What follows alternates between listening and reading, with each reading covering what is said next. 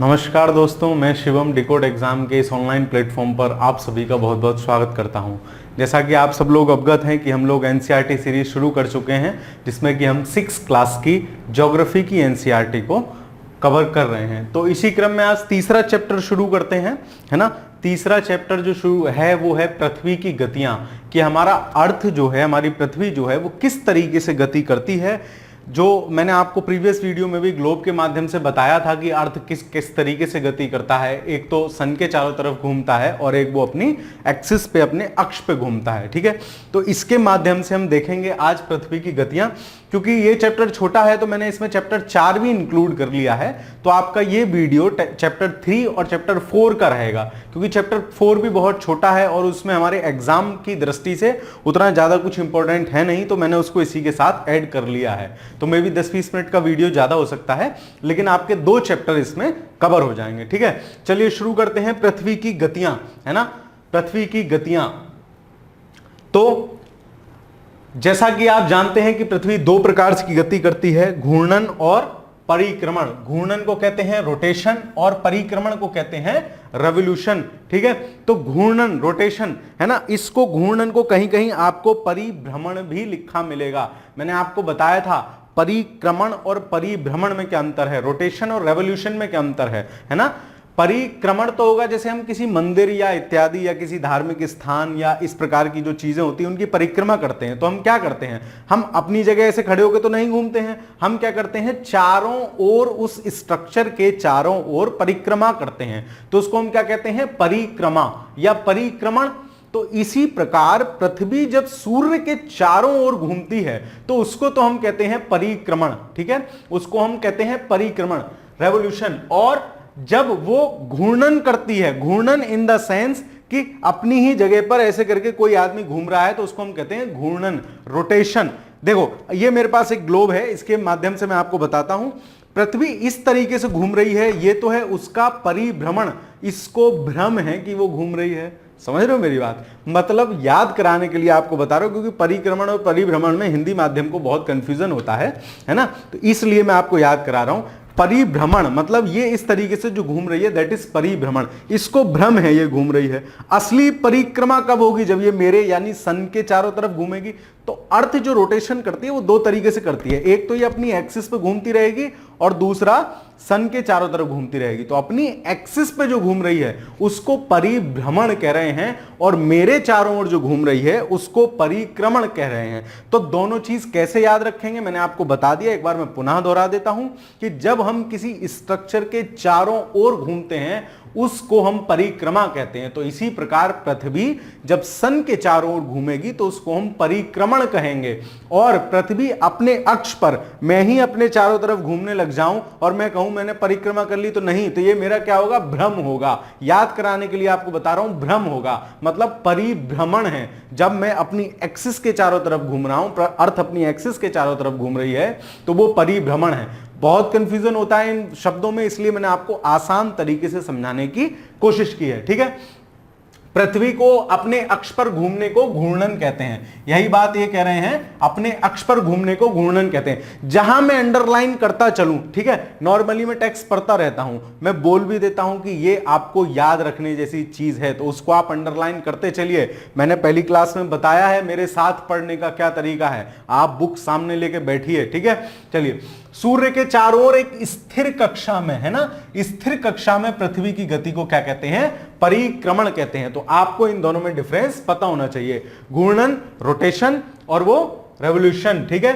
अगला चलिए, पृथ्वी का अक्ष एक काल्पनिक रेखा है ना, काल्पनिक रेखा है। ये हम पिछले चैप्टर में भी देख चुके हैं कि अक्ष जैसा कि ये पृथ्वी एक अक्ष पे झुकी हुई है, ये पृथ्वी एक अक्ष पे झुकी हुई है, आप देख पा रहे हैं इस तरीके से टिल्टेड है, ये इसका अक्ष है। ये क्या है, एक काल्पनिक रेखा है, इस प्रकार की वास्तविक कोई रेखा नहीं है। ऐसी ही 2 काल्पनिक रेखाएं और थी जिनको हमने पिछले चैप्टर में डिस्कस किया था, that is latitude and longitude, अक्षांश और देशांतर, ठीक है। अब जैसे मैं बोल रहा हूं अक्षांश और देशांतर, अगर आपको खुद से समझ में आ रहा है क्या अक्षांश देशांतर, मतलब आप सीरियसली पढ़ रहे हैं, लेकिन आपको ठीक से समझ में नहीं आ रहा है तो आपको कंसंट्रेट होकर पढ़ने की आवश्यकता है, ठीक है। एक काल्पनिक रेखा है जो इसके कक्षीय सतह से, ठीक है, ये अलग अलग चीज है, कक्षीय सतह से 66.5 डिग्री का कोण बनाती है। ठीक है, इसको कहते हैं ऑर्बिटल प्लेन समथिंग ऐसे कुछ कहते हैं। कक्षीय सतह से 66.5 का कोण बनाती है। यही अपने अक्ष पे कितना झुकी हुई है, तो 23.5 डिग्री। आपको ये दोनों पॉइंट्स याद रखने हैं। क्वेश्चन आपसे पूछ ले पृथ्वी अपने कक्षीय सतह से ऑर्बिटल प्लेन से कितना एंगल बनाती है, दैट इज 66.5। वह समतल जो कक्ष के द्वारा बनाया जाता है उसे कक्षीय समतल कहते हैं। देखो ये है कक्षीय समतल, ये कक्ष के द्वारा बनाया गया समतल है, ये कक्षीय समतल है। इससे कितना झुकी हुई है, 66.5। कक्षीय समतल मतलब या कक्षीय तल का मतलब जिस कक्षा में अर्थ ऑर्बिट कर रहा है, ऐसे करके इसकी एक कक्षा होगी, उस कक्ष से जो एंगल बन रहा है वो। पृथ्वी सूर्य से प्रकाश प्राप्त करती है। पृथ्वी का आकार गोले के समान है, इसलिए एक समय में सिर्फ इसके आधे भाग पर ही सूर्य की रोशनी प्राप्त होती है। अभी हम एक इमेज देखेंगे। सूर्य की ओर वाले भाग दिन में दिन होता है, जबकि दूसरे भाग जो सूर्य की ओर सो दूर होता है वहां रात होती है। मैंने आपको पिछली कक्षा में भी बताया था। मान लीजिए 1 मिनट को कि आप सन है। अब अर्थ का जो हिस्सा आपकी ओर है वो क्या है, उसको लाइट मिल रही है। जो मेरी ओर है वो कैसा रहेगा, वो अंधेरे में रहेगा, क्योंकि इसको लाइट नहीं मिली। भाई लाइट मिली यहीं तक तो मैक्सिमम मिलेगी। तो जिस तरीके से लाइट मिल रही है, जिस हिस्से को लाइट मिल रही है वो हिस्सा काहे में रहता है, वो हिस्सा रोशनी में रहता है, वहां दिन होता है।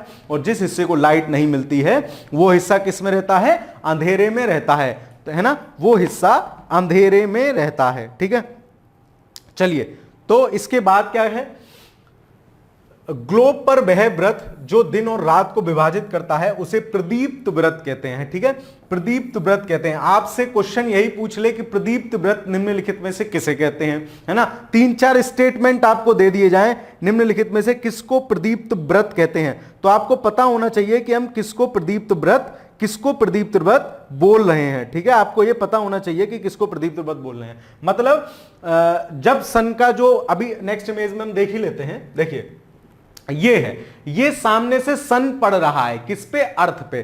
तो आप देख रहे हैं ये जो येलो वाला पार्ट है ये सन की रोशनी को ले पा रहा है। ठीक है, इस तक सन की रोशनी पहुंच पा रही है, और बचा हुआ पीछे का भाग क्या कर रहा है, सन की रोशनी को प्राप्त नहीं कर रहा है। जैसे मैंने आपको बताया कि अगर आप सन है तो आपके सामने वाला हिस्सा तो क्या रहेगा, रोशनीपूर्ण रहेगा, येलो येलो रहेगा, और आपके पीछे वाला हिस्सा जो है वो कैसा रहेगा, उसमें रोशनी नहीं रहेगी। तो यही सर्कल जो ये डिफाइन करता है किस हिस्से पे रोशनी है किस पे नहीं है, इसी को हम क्या कहते हैं, इसी हिस्से को हम कहते हैं प्रदीप्त व्रत। सर्किल ऑफ इल्यूमिनेशन इसको बोलते हैं। ठीक है, इंग्लिश में इसको बोलते हैं सर्किल ऑफ इल्यूमिनेशन। ठीक है, पिछली स्लाइड पे देखें अभी क्या रह गया। यह व्रत अक्ष के साथ नहीं मिलता है, जैसा कि आप चित्र 3.2 में देख सकते हैं। मतलब क्या है, देखो अक्ष के साथ, अक्ष हमारा कौन सा रहा, अक्ष हमारा रहा ये अक्ष हमारा रहा, लेकिन ये व्रत इससे क्या है, अलग है। ये व्रत इससे अलग है, मतलब अक्ष के साथ नहीं मिलता। यदि पृथ्वी ऐसे झुकी हुई ना होती, यदि पृथ्वी अपने अक्ष पर 23.5 डिग्री झुकी हुई ना होती तो क्या होता, तो ये अक्ष और प्रदीप्त व्रत मैच कर रहे होते। ठीक है, आप मेरी बात समझ पा रहे होंगे। तो ये अक्ष और प्रदीप्त व्रत मैच कर रहे होते, सर्किल ऑफ इल्यूमिनेशन। ठीक है, पृथ्वी अपने अक्ष पर एक चक्कर को पूरा करने में कितना टाइम लेती है, लगभग 24 घंटे लेती है। ठीक है, लगभग 24 घंटे लेती है। अपने अक्ष पर एक चक्कर पूरा करने का क्या मतलब है, जैसे मान लीजिए कि अभी आपको नॉर्थ अमेरिका दिख रहा होगा, तो ये पूरा घूम के और दोबारा जब आपको नॉर्थ अमेरिका दिखने लगा तो इसको कहते हैं अपने अक्ष पर एक चक्कर लगा लेना। इसमें कितना टाइम ले रही है, 24 घंटे ले रही है। घूर्णन के समय काल को पृथ्वी का दिन कहा जाता है। यह पृथ्वी की दैनिक गति है ना, 24 घंटे में जितना पूरा वो घूम ले रही है उसको हम क्या कहते हैं, दिन कहते हैं। अभी यही प्रश्न अगर आपसे घुमा के पूछ लिया जाए कि पृथ्वी के घूर्णन काल को क्या कहा जाता है, ऑप्शन दिया हो वर्ष, दिन, रात या दिनों रात, तो कंफ्यूजन हो जाएगा। अब आप सोचेंगे घूर्णन काल कहीं पूरा वाला घूर्णन काल तो नहीं है ना, पूरा वाला घूर्णन काल तो नहीं। तो घूर्णन का मतलब क्या है, परिभ्रमण, मतलब जब पृथ्वी सिर्फ अपने अक्ष पे जो घूम रही है उसको हम घूर्णन कहते हैं। आपको ये बहुत ध्यान से समझना है और इसको याद रखना है। ठीक है, चलिए अगला देखते हैं, ये तो हमने देख ही लिया, प्रदीप देख लिया। ये दीदी कुछ कहना चाह रही है, क्या कहना चाह रही है? पृथ्वी को दर्शाने के लिए गेंद लें तथा सूर्य को दर्शाने के लिए जलती हुई मोमबत्ती, गेंद पर शहर एक्स को दिखाने का निशान लगाइए। अब गेंद को, ये वही बता रही है कि आप गेंद को लगाइए, गेंद सामने रखिए और सामने मोमबत्ती जलाइए। अब उसका कोई पार्ट निशान बना दीजिए, गेंद को धीरे धीरे घुमाते जाएंगे और वो धीरे धीरे क्या होगा, वहां अंधेरा होता जाएगा। तो वही प्रदीप तिब्बत बताने वाली ये बात कर रही है। अगर पृथ्वी घूर्णन नहीं करे तो क्या होगा? अगर पृथ्वी घूमे ना तो क्या होगा? मान लीजिए पृथ्वी घूर्णन ना करे, एज इट इज रहे, तो अब जो हिस्सा सन के सामने पड़ रहा है उस पे तो हमेशा दिन रहेगा और जो हिस्सा पीछे उस पे हमेशा रात रहेगी। क्यों? क्योंकि वो सन की लाइट ही प्राप्त नहीं कर पा रहा है। ठीक है, तो यही बात ये बता रहे होंगे। क्या होगा? सूर्य की तरफ वाले भाग पर हमेशा दिन होगा, जिसके कारण उस भाग में क्या होगा, गर्मी भी लगातार पड़ेगी। दूसरे भाग में हमेशा अंधेरा रहेगा और पूरे समय ठंड पड़ेगी। सर सूर्य की रोशनी से गर्मी ठंड कैसे? क्योंकि गर्मी कैसे पड़ रही है, टेम्परेचर कैसे गर्म हो रहा है, जो हम सन से सूर्यातप के रूप में जो एनर्जी प्राप्त कर रहे हैं उसको हमारा वायुमंडल क्या होता है, रात के समय जब पार्थिव विकिरण के रूप में अर्थ से एनर्जी निकलती है ना, तो उसको रोके रखता है, एक टेम्परेचर मेंटेन रखता है। ठीक है, तो उसी लिए तो जहां सन की लाइट पड़ेगी नहीं जिस एरिया में, वहां क्या होगा, वहां टेम्परेचर आएगा ही नहीं अंदर, तो वहां ठंड ही रहेगी अगर लाइट नहीं पड़ेगी। और जहां लगातार लाइट पड़ती रहेगी वहां गर्मी बढ़ जाएगी। समझ रहे हो आप? केवल पृथ्वी घूमना बंद कर दे। आप लोग दिन भर में कितने काम करते हो, है ना? पृथ्वी, ये सूर्य, ये कभी आपसे कहते हैं कि हम लगातार बिना रुके बिना छुट्टी के काम कर रहे हैं? तो ये लोग भी काम कर रहे हैं। ठीक है, चलिए, इस तरह की अवस्था में जीवन संभव नहीं हो पाएगा। ऑब्वियस है, कहीं एकदम ठंड कहीं एकदम गर्मी। पृथ्वी की दूसरी गति जो सूर्य के चारों ओर कक्ष में होती है उसको क्या कहते हैं? परिक्रमण कहते हैं। परिक्रमण सूर्य के चारों ओर, मैंने आपको बता दिया है, कई बार बता दिया है। ये अर्थ है, ये मेरे चारों तरफ जब घूमेगी तो इसको क्या कहेंगे? परिक्रमण कहेंगे। और ये किस पथ पर घूमती है? इलिप्टिकल पथ पर घूमती है, दीर्घ वृत्ताकार पथ पर घूमती है ना, गोले में नहीं, दीर्घ वृत्ताकार पथ पर घूमती है। ठीक है, पृथ्वी एक वर्ष या 365 सही 1/4 दिन में सूर्य का एक चक्कर लगाती है ना। यहां से शुरू हुई तो दोबारा ऐसे चारों तरफ घूम के यहां तक आने में कितना समय लगेगा? 365 सही 1/4 दिन। हम लोग एक वर्ष 365 दिन का मानते हैं तथा सुविधा के लिए 6 घंटे को इसमें नहीं जोड़ते हैं। 365 सही 1/4 और 4 साल बाद 6 घंटे जोड़ के 24 घंटा हो गया, तो 4 साल बाद हम लोग क्या कहते हैं? लीप ईयर आ गया, अधिवर्ष आ गया, है ना, और उसमें एक दिन एक्स्ट्रा जोड़ देते हैं। पृथ्वी की परिक्रमण गति ये दिखाई गई है कि पृथ्वी किस प्रकार परिक्रमा कर रही है और चारों फेजेस क्या होते हैं, गर्मी ठंड जाड़ा कैसे कैसे होता है। तो ये एनसीईआरटी वाला इमेज नहीं है, मैं आपको ओरिजिनल इमेज पे ही समझाता हूं। तो ये एक डायग्राम है, इस डायग्राम को हम समझने की कोशिश करेंगे। ये काफी इंपॉर्टेंट डायग्राम है ना, ये बहुत कॉन्सेप्चुअल है, तो इसको मैं 5-7 मिनट लेके आपको समझाने का कोशिश करूंगा। आप धैर्य पूर्वक एकाग्रता पूर्वक इसको समझने का प्रयास कीजिएगा। ठीक है, देखो है क्या कि ये सन के चारों तरफ जो अर्थ का क्या हो रहा है, चारों तरफ घूमने वाली गति को हम क्या कह रहे थे? परिक्रमण, है ना, परिक्रमा जो ये अर्थ कर रही है। और ये जो आप शेप देख रहे हैं, ये गोलाकार ना होकर जिस टाइप की शेप है, इसको हम क्या कहते हैं? इलिप्टिकल शेप कहते हैं या दीर्घ वृत्ताकार कक्षा कहते हैं। ठीक है, अब देखो इसमें 4 स्थितियां हैं। एक है उत्तर अयनांत, है ना, उत्तर अयनांत जिसको बोलते हैं समर सोलिस्टिक, एक है दक्षिण अयनांत जिसको बोलते हैं विंटर सोलिस्टिक, और एक है, ये 2 स्थितियां हैं विषुव की जिनको बोलते हैं इक्विनॉक्स। ठीक है, जिनको बोलते हैं इक्विनॉक्स, विषुव। तो है क्या, सन की रेजेस आप यहां देख पा रहे हैं, ये जो लाइट वाला चित्र में जो लाइट कलर है वो क्या है? उस हिस्से को सूर्य की एनर्जी जो है प्राप्त हो रही है। अगर आपको यहां ठीक से ना, मुझे उम्मीद है कि वैसे दिख रहा होगा, फिर भी अगर आपको अच्छे से ना चमक पा रहा हो, आप अपनी बुक में लगातार देखते रहिए। ये जो लाइट कलर वाला जो एरिया है वो क्या है? वो है जो सन की एनर्जी प्राप्त कर पा रहा है, सूर्य की रोशनी प्राप्त कर पा रहा है। अब ये कौन सी स्थिति है? ये स्थिति है वो जब सूर्य कर्क रेखा पर लंबवत होता है। कर्क रेखा पर लंबवत होने का मतलब है, कर्क रेखा कहां है? 23.5 डिग्री उत्तरी अक्षांश को हम क्या कहते हैं? कर्क रेखा कहते हैं। ठीक है, यहां सूर्य कर्क रेखा पर लंबवत है। ठीक है, और ये डेट कौन सी होती है? 21 जून। अब आप एक चीज और देखिए, कर्क रेखा पर जब लंबवत है तो ऊपर वाला हिस्सा, उत्तरी गोलार्ध वाला हिस्सा क्या कर रहा है, ज्यादा सूर्य का ताप प्राप्त कर रहा है कि नहीं कर रहा है। आप देखिए ये लाइन जो मैंने खींची है ये मेरी क्या है, ये विषुवत रेखा है, 0 डिग्री है, ठीक है। और ये जो ज्यादा क्यों प्राप्त कर रहा है, क्योंकि आप ये देख पा रहे हैं ये अक्ष है, ये क्या है, अक्ष है पृथ्वी का। ये आप देखिए ये जो ब्लू वाली लाइन आ गई ये पृथ्वी का अक्ष आ गई। इस कारण जब पृथ्वी झुकी हुई है तो क्या है कि झुके होने के कारण उत्तरी गोलार्ध को क्या है, ज्यादा सनलाइट प्राप्त हो रही है। जब ज्यादा सनलाइट प्राप्त होगी तो वहां क्या होगा, उत्तरी गोलार्ध में कौन सी ऋतु होगी, ग्रीष्म ऋतु होगी। सर ज्यादा सनलाइट है, ज्यादा बड़े एरिया पे, तो वहां ग्रीष्म ऋतु होगी। और जब उत्तरी गोलार्ध में ग्रीष्म ऋतु होगी तो दक्षिणी गोलार्ध में क्या होगा, दक्षिणी गोलार्ध में शीत ऋतु होगी। इस स्थिति को हम क्या कहते हैं, समर सोलिस्टिक इस स्थिति को कहते हैं, या फिर उत्तरी अयनांत इस स्थिति को कहते हैं, उत्तरी अयनांत। देखो ये तो हो गया कॉन्सेप्ट। अब याद रखने वाली बात, उत्तरी अयनांत क्या होगा, उत्तर में आ गया, कौन आ गया, सूरज आ गया। अब जब सूरज उत्तर में, अयनांत मतलब सूरज उत्तर में आ गया तो क्या होगा, वहां गर्मी ज्यादा होगी। तो उत्तरी गोलार्ध में क्या होगा, गर्मी होगी। और उत्तरी गोलार्ध में गर्मी, हम लोग भी उत्तरी गोलार्ध में ही रहते हैं, आपको पता है हमारे यहाँ कब होती है, तो 21 जून आप उत्तरी अयनांत की तारीख याद रख सकते हैं। और इस दौरान सूर्य कर्क रेखा पर लंबवत होता है। दूसरी क्या, एक पॉइंट यहां और है कि आप ये देखिए, एक पॉइंट और है, आप एक चीज देखिए कि इस स्थिति में क्या है, इस स्थिति में आप कल्पना कीजिए ये सन का एक्सिस है, इस एक्सिस को आपने पकड़े रखा है और पृथ्वी को इस तरीके से घुमा रहे हैं। पृथ्वी को क्या करना है, पृथ्वी अपनी दैनिक गति कर रही है, दैनिक गति ऐसे करेगी, यहां ऐसे करके घूमेगी, तो क्या होगा, पृथ्वी घूमे,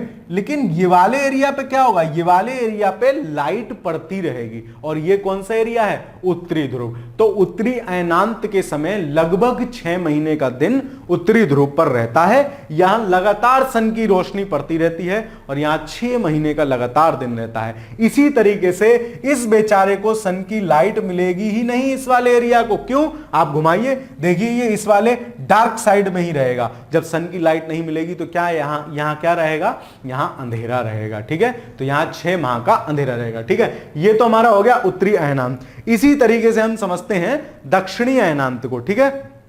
दक्षिणी अयनांत मतलब सूरज कहां आ गया, दक्षिण में आ गया। दक्षिण में कौन सी रेखा होती है, मकर रेखा होती है। मतलब सूर्य की किरणें कहां पड़ रही हैं, 23.5 डिग्री दक्षिणी अक्षांश पर लंबवत पड़ रही हैं, या मैं कहूं मकर रेखा पर लंबवत पड़ रही हैं सूर्य की किरणें, ठीक है। तो ये कौन सी स्थिति हो गई, दक्षिणी अयनांत। इसको इंग्लिश में बोलते हैं विंटर सोलिस्टिक, ठीक है, ठीक है। अब देखो यहां क्या होगा, फिर से आप इस एरिया को देखो, ये क्या है मेरा 0 डिग्री है, ये क्या है मेरा 0 डिग्री रेखा है, ठीक है। तो क्या होगा, एक मिनट, ये क्या है मेरी 0 डिग्री रेखा है, ठीक है, 0 डिग्री रेखा है। तो आप देखने की कोशिश करो, ये 0 डिग्री रेखा है। दक्षिणी गोलार्ध में देखो सन का टाइप एरिया ज्यादा हो रहा है उत्तरी गोलार्ध की अपेक्षा। जब दक्षिणी गोलार्ध में सन का एरिया ज्यादा होगा, सूरज चाचा नीचे मकर रेखा पर लंबवत चमकने चले गए होंगे, तो उत्तरी गोलार्ध में क्या होगा, ठंड पड़ेगी। क्यों, क्योंकि सन की लाइट अपेक्षाकृत लाइट और उसकी इंटेंसिटी हमें कम प्राप्त हो रही है। तो इस स्थिति में क्या होगा, विंटर सोलिस्टिक दक्षिणी अयनांत में क्या होगा, दक्षिणी अयनांत मतलब सूरज चाचा दक्षिण में चले गए, है ना, मकर रेखा पर लंबवत चमकने लग गए। तो यहां क्या होगा, उत्तरी गोलार्ध में तो क्या होगी, मेरी शीत ऋतु होगी। और दक्षिणी गोलार्ध में क्योंकि मकर रेखा पर लंबवत चमक रहे हैं, तो वहां क्या होगी, वहां ग्रीष्म ऋतु होगी, ठीक है, वहां ग्रीष्म ऋतु होगी। अब ये कॉन्सेप्चुअल डायग्राम है, देखो इसको समझना बहुत जरूरी है। लोग इसको स्किप कर जाते हैं, खासकर एनसीईआरटी पढ़ाने वाले भी स्किप कर जाते हैं। मैं आपको इसको ठीक से समझाना चाह रहा हूं, समझ में भी नहीं आता है कि कैसे ये हो गया। आप बार बार देखेंगे, 1-2 बार देखेंगे वीडियो तो समझ में आ जाएगा, ठीक है। अब 2 स्थिति मेरी आ गई इक्विनॉक्स की, विषुव की, है ना, विषुव की। उस दौरान सूर्य क्या होता है, उस दौरान सूर्य विषुवत रेखा पर लंबवत चमक रहा होता है। देखो ये क्या है, ये मान लो पृथ्वी है, घूमती तो पृथ्वी है, लेकिन हम अपनी सुविधा के लिए क्या मान लेते हैं कि सन यहां तक आ रहा है, सन यहां तक आ रहा है, इस भाषा में बोल देते हैं। सूर्य जो पृथ्वी इस तरीके से घूम रही है कि सूर्य की जो लंबवत रेखाएं पड़ रही है ना, वो या तो मैक्सिमम कर्क तक जा पा रही हैं या मैक्सिमम मकर रेखा तक जा पा रही हैं। इस तरीके से पृथ्वी सूर्य के चारों तरफ घूम रही है, ठीक है। तो यही स्थिति है, जब कर्क रेखा पर लंबवत गया तो उत्तरी गोलार्ध में ग्रीष्म ऋतु हो गई, हमने इसको क्या कह दिया, उत्तर अयनांत। सूर्य कहां आ गए, उत्तर में आ गए। और जब सूर्य मकर रेखा पर लंबवत गया तो हमने उसको क्या कह दिया, दक्षिणी अयनांत। सूर्य कहां चले गए, दक्षिण में चले गए। और आप खुद से सोच के देखो, जब सूरज यहां लंबवत पड़ेगा तो क्या होगा, इस एरिया में ज्यादा गर्मी होगी, इस एरिया में ठंड होगी। यही बात इसमें सब में कह रहे हैं, ठीक है। अब विषुव वाली स्थिति देखते हैं। आप देखो, कहीं से भी चला लो, सूर्य को यहां से चलाओ, यहां से चला के फिर यहां तक ही लाना है, यहां से यहां जाएगा, फिर यहां जाएगा, ठीक है, फिर यहां से वापस होगा यहां, तो यहां कितनी बार आ गया, 2 बार, ऊपर से आते समय और नीचे से आते समय। अच्छा ठीक है सर, समझ में नहीं आया, दोबारा देख लेते हैं। आप सन को यहां से चलाओ, है ना, और यहीं तक वापस लाएंगे, ठीक है, यहां से चला रहे हैं, यहीं तक वापस लाएंगे, यहां गया, ठीक है, यहां पहुंचा। अब यहां से यहां फिर वापस लाना है, यहां से यहां क्या करना है, फिर वापस लाना है, तो फिर आया और फिर यहीं पे आया, फिर मतलब क्या हुआ, विषुवत रेखा पर 2 बार आ गया कि नहीं आ गया। तो इसीलिए इक्विनॉक्स क्या है, 2 हैं, इक्विनॉक्स क्या है, 2 हैं, 2 बार विषुवत रेखा पर लंबवत चमक रहा है। तो ये 3-3 महीने का गैप होता है, कहीं से भी आप शुरू कर सकते हैं। मान लीजिए हम 21 जून से शुरू कर रहे हैं, तो 3 महीने बाद, 21 जून से 3 महीने बाद सूरज क्या होगा, मतलब 21 जून को लंबवत चमकता है कर्क रेखा पे, फिर वहां से वापसी शुरू हो जाती है, कहां के लिए, फिर वहां से मान लीजिए ये वाला क्या है, ये डेट है 21 जून, यहां से फिर वापसी शुरू हो जाएगी, कहां के लिए, मकर रेखा के लिए। तो रास्ते में कौन सी पड़ेगी, विषुवत रेखा। तो विषुवत रेखा पर बाबूजी को लंबवत चमकना पड़ेगा कि नहीं चमकना पड़ेगा। यहां लंबवत चमके 23 सितंबर को, 3-3 महीने का डिफरेंस है, जून, सितंबर, दिसंबर, मार्च, फिर जून, ठीक है, ऐसे करके। और 1-2 तारीख का डिफरेंस है, 20-21 याद रखो, लगभग एग्जाम में सही हो जाता है। इस पे प्रश्न आते हैं काफी, ठीक है। यहां लंबवत चमके, तो यहां लंबवत चमके तो क्या हुआ, इस वाले एरिया को बढ़िया से गर्मी मिलेगी, ठीक है, इस बारे बसंत ऋतु होगी, बसंत ऋतु होगी, ठीक है। और जो उत्तरी गोलार्ध में क्या होगा, क्योंकि हाँ उत्तरी गोलार्ध में क्या होगा, शरद ऋतु शुरू हो जाएगी, क्योंकि यहाँ ठंड शुरू हो जाएगी। शरद ऋतु किसे कहते हैं, ठंड के आगमन को, क्योंकि अब यहाँ ठंड आने वाली है, तो यहाँ शरद ऋतु शुरू हो जाएगी। और यहाँ सूरज चाचा पहुंच रहे हैं, तो नीचे वाले एरिया में गर्मी आ जाएगी। तो गर्मी के आने से पहले क्या आती है, वसंत ऋतु आती है, तो दक्षिणी गोलार्ध में वसंत ऋतु हो जाएगी। ऐसे ही यहाँ पहुंच गए, इसको हम समझ चुके। अब यहां से जब चलेंगे, मतलब कर्क रेखा पर लंबवत थे, अब तक कर्क रेखा पर चाचा लंबवत थे, अब यहां से सॉरी मकर रेखा पर लंबवत थे, ठंड पड़ रही थी, अब यहां से फिर ऊपर चलना शुरू करेंगे, तो रास्ते में कौन मिलेगा, फिर विषुवत रेखा रास्ते में मिलेगी, फिर यहां लंबवत चमके। अब देखो विषुवत रेखा यहां मिली, अब गर्मी कहां होने वाली है, इस पे पहुंचेंगे तो गर्मी कहां होगी, उत्तरी गोलार्ध में, मतलब उत्तरी गोलार्ध में कौन सी ऋतु आएगी, वसंत ऋतु। और जाड़ा कहां पड़ने वाला है, जाड़ा पड़ने वाला है दक्षिणी गोलार्ध में, है ना, तो यहां कौन सी ऋतु आएगी, शरद ऋतु, है ना। गर्मी से पहले कौन सी ऋतु आती है, वसंत, और जाड़ों से पहले कौन सी आती है, शरद ऋतु। ये बहुत इंपॉर्टेंट डायग्राम है, यदि आपको एक बार में समझ ना आया हो तो रिक्वेस्ट कर रहा हूं आपसे कि एक बार इसको दोबारा देख लीजिएगा, ठीक है, एक बार इसको दोबारा, क्योंकि एनसीईआरटी पढ़ाने वाले मास्टर लोग भी, हम जैसे हमारे भाई लोग भी इसको स्किप कर जाते हैं, ठीक है। तो मैंने आपको इसको समझाने की कोशिश की है। चलिए अगली स्लाइड पर चलते हैं। 4 वर्षों में प्रत्येक बचे हुए 6 घंटे को मिलाकर 24 घंटे हो जाते हैं और फरवरी 366 की कर देते हैं। ये हमने आपको बता ही दिया है, लीप ईयर वाली बात, ठीक है, इसको अलग से पढ़ने की जरूरत नहीं है। टाइम नहीं खराब करना है, टाइम आपका बहुत जरूरी है ना, अनावश्यक बातें बना के टाइम खराब नहीं करना है, ठीक है। तो स्पष्ट है कि पृथ्वी दीर्घ वृत्ताकार पथ, ये कौन सा पथ था, ये जो अभी आप देख रहे थे ना, ये जो सर गोले में ना घूम के ये ऐसे अंडासे में घूम रही है, इसको कहते हैं इलिप्टिकल या दीर्घ वृत्ताकार पथ, ठीक है। ध्यान दीजिए पृथ्वी पूरे कक्ष में एक ही दिशा में झुकी हुई है, वही टिल्टेशन जो है पृथ्वी का, ये जो टिल्टेशन है, ये जो झुकी हुई है ना, ये जो झुकी हुई है एक ही दिशा में झुकी हुई है, ठीक है। सामान्यतः एक वर्ष में गर्मी, सर्दी, बसंत, शरद ऋतुओं का आगमन होता है। गर्मी, सर्दी, बसंत ऋतु, शरद ऋतु हमने पढ़ ही लिया। ऋतुओं में परिवर्तन सूर्य के चारों ओर पृथ्वी की स्थिति में परिवर्तन के कारण होता है, ठीक है। क्यों बदलती, अगर मान लो ये भाई साहब घूम नहीं रहे होते, ये यहीं स्थिर रहते, तो ऋतुएं क्यों बदलती। अगर ये सब ब्रह्मांड स्थिर होता, घुमा घुमाई ना चल रही होती, मैं तेरे पीछे घूमूं तू मेरे पीछे घूम, मैं तेरे चक्कर काटूं तू मेरे चक्कर काट, वहां नहीं काटना है, आप गलत ले गए, ठीक है। ये सन और पृथ्वी की मैं बात कर रहा था। तो अगर ऐसा ना होता, है ना, तो क्या होता, ये यहीं स्थिर रहते, इन्हें कोई जरूरत ही नहीं थी घूमने की। तो क्या होता, जैसा प्रकाश मिल रहा है वैसे में संतुष्ट रहो। एक जगह जो ऋतु होती वही स्टेबल रहती, दूसरी जगह जो होती वही स्टेबल रहती। हमारे यहाँ जाड़ा गर्मी नहीं पड़ते। अब 2 प्रश्न हो गए, ऋतु परिवर्तन किसके कारण होता है, तो पृथ्वी के परिक्रमण के कारण। ये चारों ओर घूम रही है, इसी वजह से तो ऋतु परिवर्तन हो रहा है, इतना झमेला हो रहा है कि यहाँ ठंड हो गई सर, फिर यहाँ गर्मी हो गई। आपका भी दिमाग ठंड गर्मी हो गया होगा। इसी वजह से तो पछड़ा हो रहा है। तो परिक्रमण के कारण, आपको दिमाग में इमेजिनेशन बैठा लेना है, परिक्रमण के कारण। और दिन और रात किसके कारण हो रहे हैं? परिभ्रमण के कारण। जैसा कि मैंने आपको बताया कि अभी मान लो आपके सामने आप सूरज हो, हम तो आपको सूरज कहते हैं, चमकते हुए सितारे हो आप हमारे, ठीक है। तो आप जब सूरज हो तो आपके सामने वाला एरिया पे तो मतलब चमक पड़ रही है, मतलब यहां तो दिन होगा। और मेरी तरफ जो एरिया है, मैं ब्लैकनेस हूं, डार्क हूं, तो मेरे यहां क्या होगा? रात हो रही होगी। तो ये जब पृथ्वी ऐसे घूम रही है, मतलब परिभ्रमण के कारण क्या हो रहा है? दिन और रात हो रहा है। और सूर्य की चारों ओर परिक्रमा के कारण क्या हो रहा है? ऋतुएं बदल रही हैं। ये दोनों प्रश्न पूछे जाते हैं, ठीक है। ये हमने देख ही लिया। अगली स्लाइड पे चलते हैं। आप देखेंगे कि 21 जून को उत्तरी गोलार्ध में सूर्य की तरफ झुका है। ये चारों पांचों स्लाइड में वही कहानी है जो मैंने आपको इतना देर रोक के समझाई है। तो इसको सिर्फ मैं पढ़ के निकल रहा हूं, कुछ समझने का होगा तो मैं आपको रोक के बता दूंगा, ठीक है। 21 जून को सूर्य उत्तरी गोलार्ध में, सूर्य 21 जून को उत्तरी गोलार्ध सूर्य की तरफ झुका हुआ है। जो मैंने आपको नहीं दिखाया था, लो देख लो, फिर कहोगे सर ने दिखाया नहीं। उत्तरी गोलार्ध क्या है? उत्तरी गोलार्ध सूर्य की तरफ झुका हुआ है। देखो 21 जून वाली ये स्थिति है ना। और ये मेरी क्या है? ये मेरी 0 डिग्री है। तो उत्तरी गोलार्ध सूर्य की तरफ झुका हुआ है, मतलब उत्तरी गोलार्ध में ज्यादा एरिया पे क्या है? सूर्य प्राप्त हो रहा है। वही बात ये कह रहे हैं, ठीक है। सूर्य की किरणें कर्क रेखा पर सीधी पड़ रही हैं, हमने देख ही लिया। इसके परिणाम स्वरूप इन क्षेत्रों को अधिक ऊष्मा प्राप्त होती है, ध्रुवों के पास वाले क्षेत्रों को कम ऊष्मा प्राप्त होती है, क्योंकि वहां सूर्य की किरणें तिरछी पड़ती हैं। कैसी तिरछी पड़ती हैं? जब लंबवत मैक्सिमम कर्क रेखा तक पड़ रही तो उसके ऊपर तिरछी जाएंगे। जो कल वाली क्लास में हमने एक डायग्राम देखा था ना, टॉर्च वाला, तो वो ऊपर टिल्टेशन वाली जो है ना, वैसी तिरछी पड़ रही है। उत्तर ध्रुव सूर्य की तरफ झुका हुआ होता है और उत्तरी ध्रुव की रेखा के बाद वाले भागों पर 6 महीने तक लगातार दिन रहता है ना। हमने अभी पिछले वाले चित्र में देख ही लिया था कि ध्रुव कैसे झुका हुआ है। ये देख लो दोबारा, ध्रुव कैसे झुका हुआ है और उस पर क्या है? इस पर क्या रहेगा? ये झुका हुआ है देखो इसकी तरफ, और इस पर क्या रहेगा? इस पर जो है दिन रहेगा 6 महीने तक, ठीक है।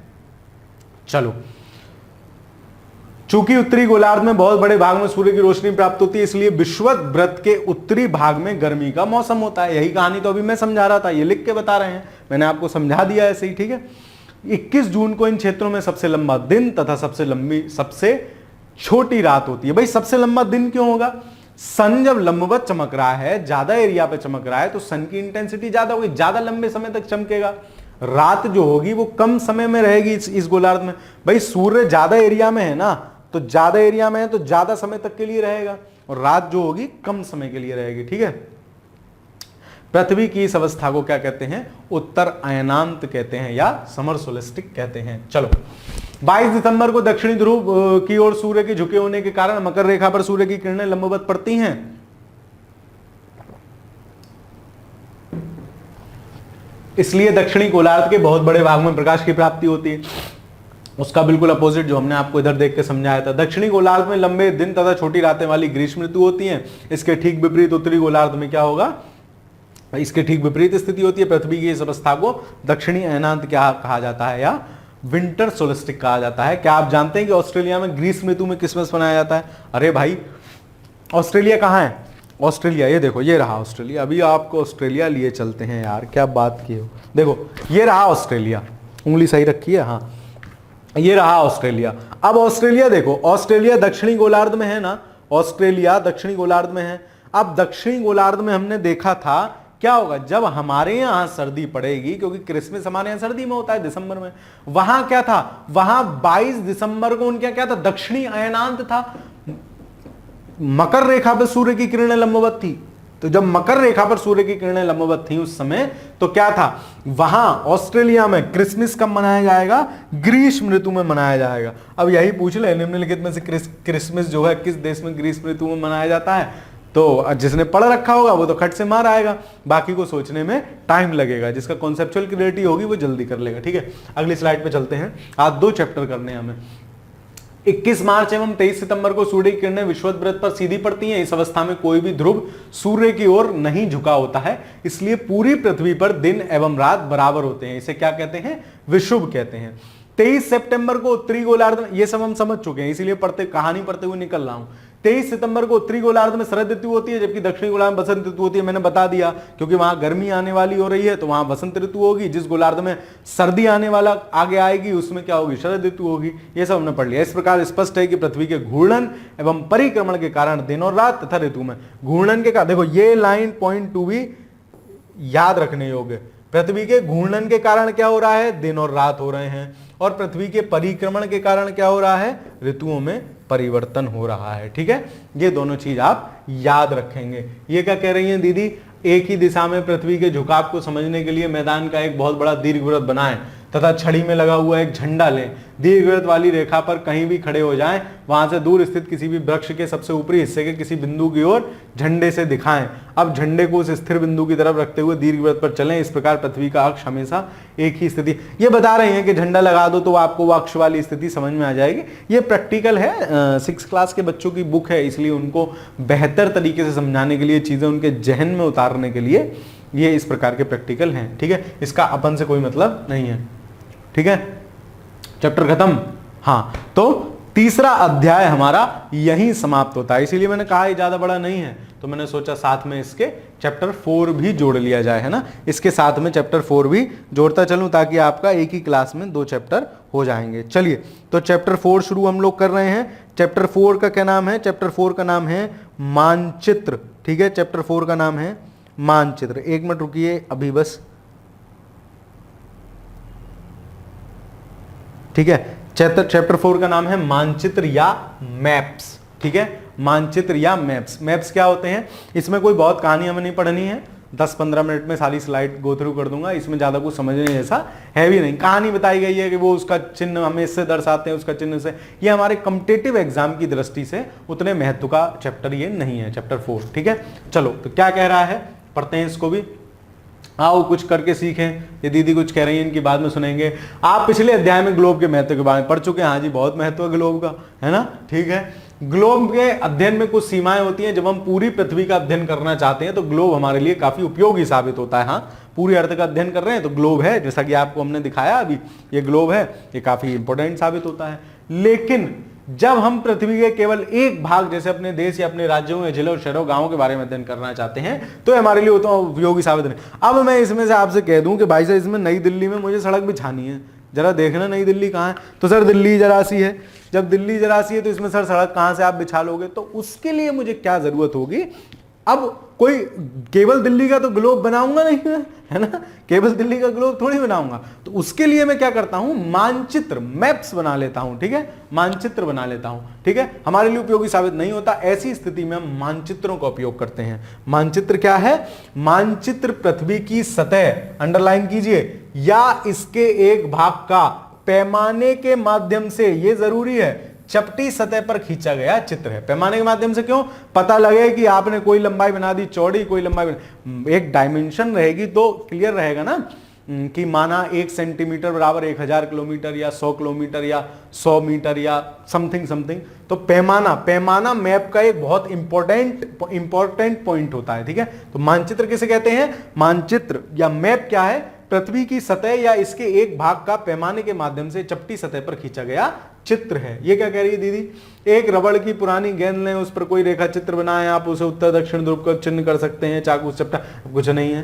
कहानी बता रही है गेंद वैसी आपकी और खराब करवाएगी, रबड़ वाली। ठीक है, कोई बात नहीं, इसमें कुछ नहीं है। बता रही है कि आप पहले गेंद ले लो रबड़ की, उसमें जो है कुछ बना दो, कुछ कि हाँ ये हमारा भारत है, फिर उस गेंद को काटो, फाड़ो, सीधा करके देखो, सीधा करके देखोगे तो मैप होगा। वो कहानी हमारे लिए जरूरी नहीं है।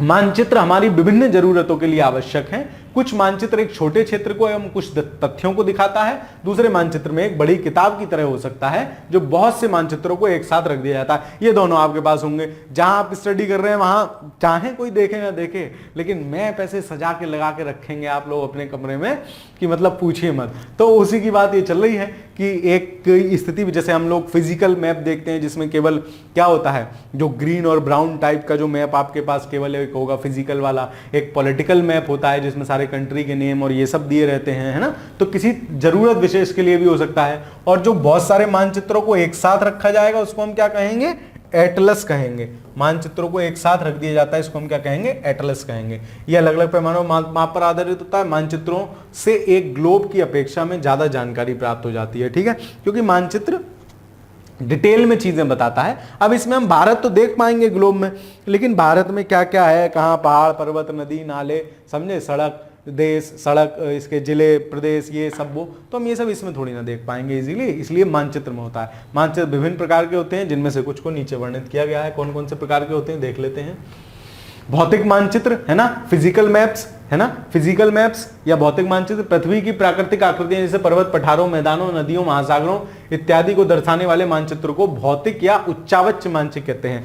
फिजिकल या रिलीफ मैप्स कहते हैं ना। उच्चावच क्या होते हैं, ऊंचे नीचे जो हमारी संरचना है उनको उच्चावच कहते हैं। सिंपल है, अरे जो पहाड़ आपको दिखाना है वो उच्चावच है, गहराई आपको दिखानी है वो उच्चावच है। रिलीफ फीचर्स है ना, इंग्लिश में बोलते हैं रिलीफ फीचर्स, तो फिजिकल या रिलीफ मैप्स इनको कहा जाता है, ठीक है।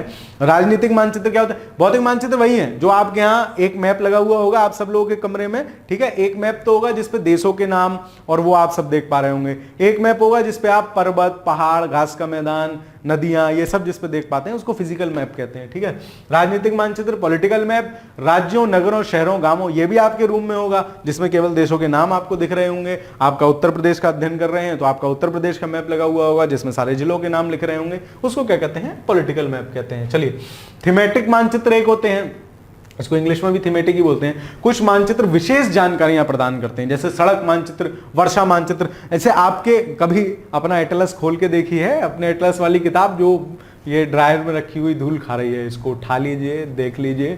इसमें क्या होते हैं, थीमेटिक मानचित्र, विशेष चीजों के मानचित्र होते हैं। आप देखोगे केवल सड़कों का एक मानचित्र होगा, केवल वर्षा के पैटर्न का एक मानचित्र होगा, केवल मिट्टियों का एक मानचित्र होगा, केवल कहां कहां कितने कितने वन है उस हिसाब का एक मानचित्र होगा, है ना। तो विशेष वाले जो मानचित्र होते हैं, इस प्रकार के मानचित्र को क्या कहा जाता है, थीमेटिक मानचित्र। अच्छा क्वेश्चन बन सकता है ये, है ना, अच्छा प्रश्न बन सकता है। ऐसा आपसे प्रश्न बना लिया जाए, कुछ मानचित्र विशेष जानकारियां प्रदान करते हैं, उनको निम्नलिखित में से क्या कहते हैं, तो हम क्या कहेंगे, थीमेटिक मानचित्र कहेंगे। इन मानचित्रों में दी गई सूचना के आधार पर उनका उचित नामकरण किया जाता है। हाँ, उचित नामकरण किया जा सकता है कि भाई वर्षा का वितरण है, वनों का वितरण है, घास के मैदानों का मानचित्र है, पर्वत पठार है, पर्वत चोटियां, इस प्रकार के मानचित्रों के 3 घटक हैं। क्या क्या इंपॉर्टेंट चीजें उनकी, दूरी, दिशा और प्रतीक, ये हर मैप में होना चाहिए, ठीक है। दूरी क्या होता है, डिस्टेंस क्या होता है। मान लीजिए आप डिस्टेंस के बिना मैप बनाने लग जाएं तो समझने वाले को कैसे पता चलेगा कि ये, भाई आपका मान लो आप भारत की आकृति का एक प्लॉट काट दो अपने खेत में से, है ना,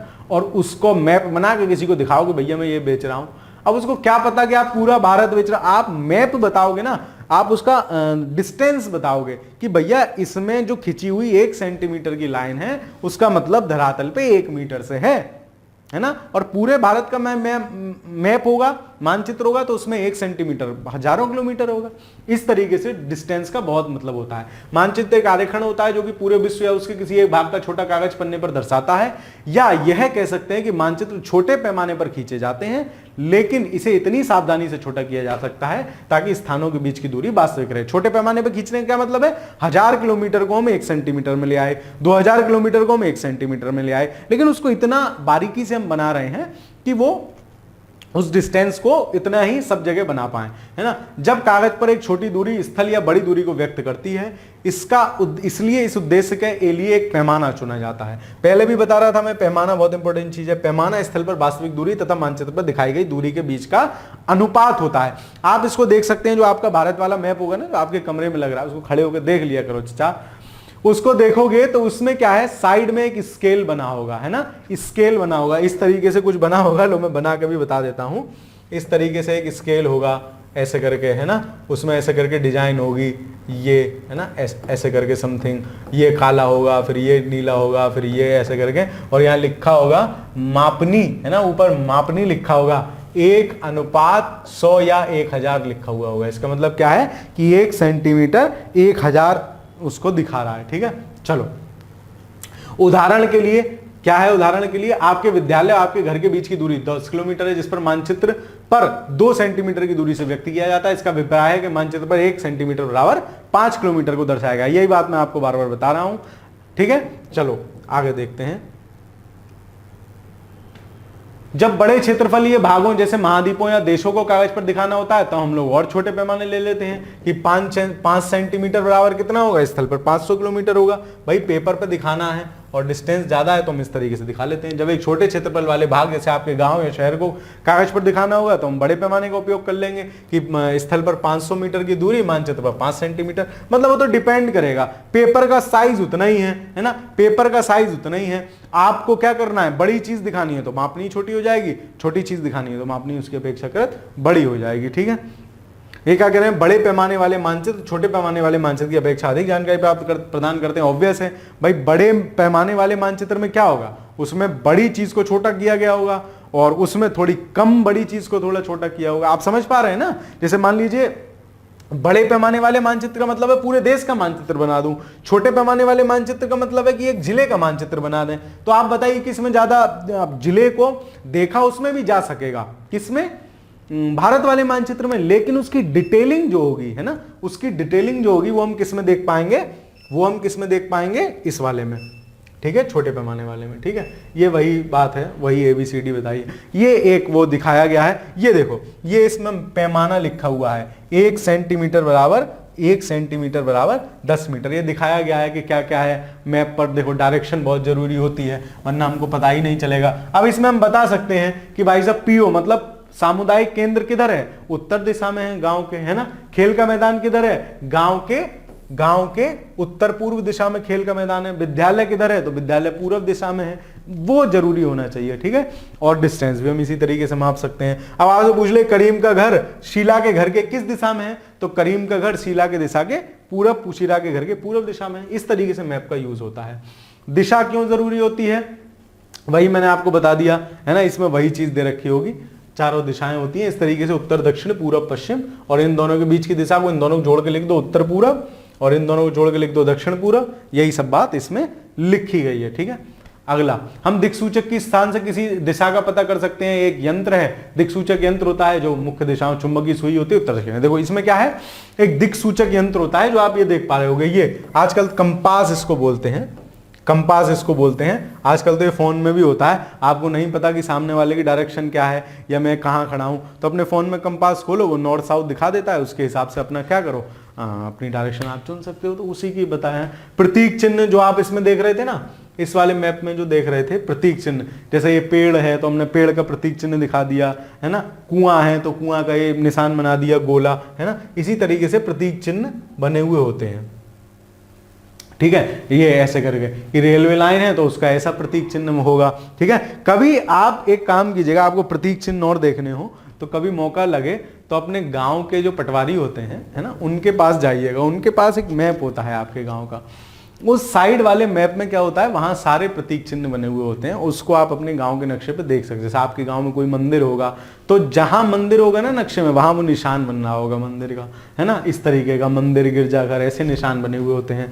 बस्ती, कब्रिस्तान के ऐसे निशान बने हुए होते हैं। कहीं कहीं उत्तर प्रदेश में जो नक्शे होते हैं उनमें बस्ती का इस तरीके से निशान बना हुआ होता है, आबादी का, है ना। तो ऐसे ये निशान होते हैं, उसमें लिखा तो जा सकता नहीं, वहां छोटा सा नक्शा होता है आबादी, तो ऐसा निशान बना देते हैं छोटा। ठीक है, बस यही है इसमें। ये दूसरा मैप दिखा दिया इन्होंने। अब इसमें क्या है, हम आसानी से पता लगा सकते हैं क्या है भाई, ये आबादी है, ये वो है, ये गिरजाघर है, ये तालाब है ना। अब यहाँ लिखने की जरूरत नहीं है तालाब, ठीक है, ये नदी है, ठीक है, ये रास्ता है जो इस तरीके से दिखाया गया है, बस। ठीक है, प्रतीक कहे जाते हैं, वही विभिन्न रंगों का उपयोग इसके लिए किया जा सकता है। प्रतीक का उद्देश्य बता रहे हैं कि नीला रंग का किसके लिए करते हैं, सामान्यतः नीले रंग का उद्देश्य जो है जलाशयों और भूरे पीले पर्वतों का, ये सब करते हैं। रेखा, ये आपके रूम में भी जो फिजिकल मैप लगा हुआ होगा ना उसमें भी है। ये कंपटीशन की दृष्टि से इस चैप्टर में कुछ ऐसा इंपॉर्टेंट है नहीं, मैं सिर्फ आपको समझाते चल रहा हूँ। रेखा चित्र क्या होते हैं, एक रेखा चित्र भी होते हैं। रेखा चित्र एक आरेखन है जो पैमाने पर आधारित ना होकर याददाश्त और स्थानीय प्रेक्षण पर आधारित होता है। जैसे आप लोग नहीं, वो कोई पूछे कि भैया ये बताओ कि फलानी चीज कहाँ है, तो आप उसको कागज पर बनाने लग जाओगे। बोले ऐसे जाओगे रास्ता, ऐसे से ऐसे मुड़ोगे, बताते ना कि बोले ऐसे सीधे चले जाना, ऐसे जाके ऐसे मुड़ जाना, ऐसे मुड़ के यहाँ पे फिर उसका जो है, यहाँ उसका जो है घर है जहाँ आप जाना चाह रहे हो। तो ये जो हमने अपनी याददाश्त के आधार पर बना दिए, इनको रेखा चित्र कहते हैं।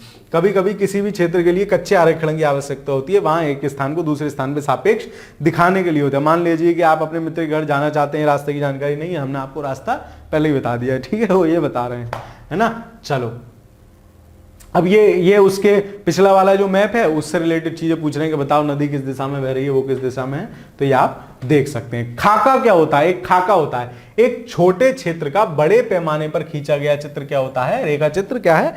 खाका कहलाता है। ठीक है, एक बड़े पैमाने वाले मानचित्र से हम बहुत सी जानकारियां प्राप्त होती हैं, लेकिन कुछ ऐसी चीजें होती हैं जिन्हें हम कभी कभी जानना चाहते हैं। किसी कमरे की लंबाई चौड़ाई जिसे मानचित्र में नहीं दिखाया जा सकता, उस समय हम लोग बड़े पैमाने वाले एक रेखा चित्र खींच सकते हैं, इसे खाका कहते हैं। खाका जैसे फॉर एग्जांपल आप कभी आर्किटेक्ट के पास गए हो सॉरी, तो आपने देखा होगा कि वो आपके मकान का लेआउट बना के कि भाई आपको ये लंबाई चौड़ाई इतनी रखनी है, ये हाइट इतनी रखनी है, ये ऐसे रखना है, ये ऐसे रखना है, वो पूरा बना के दे देते हैं, तो उस तरीके से, तो उसको क्या कहते हैं?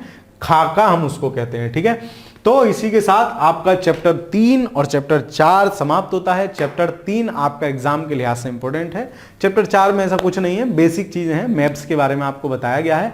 जो मैप आपकी टेबल के ऊपर ये बड़े बड़े सजे हुए हैं, तो उनको इन्होंने बताने की कोशिश की है कि उसमें क्या क्या है। ठीक है, तो आज की कक्षा हम अपनी यहीं समाप्त करते हैं। अगली क्लास में चैप्टर नंबर 5 पढ़ेंगे। आप लोग साथ साथ रिवीजन भी करते रहिएगा। ठीक है, रिवाइज भी इनको करते रहिए। रिवाइज किन चीजों को करते रहिए? जिन चीजों को मैं अंडरलाइन करा रहा हूं या जिन चीजों को पढ़ाते समय आपसे बोल रहा हूं कि ये चीज आपको याद रखनी चाहिए, यहां से प्रश्न आ सकता है, ये है वो, इस तरीके से।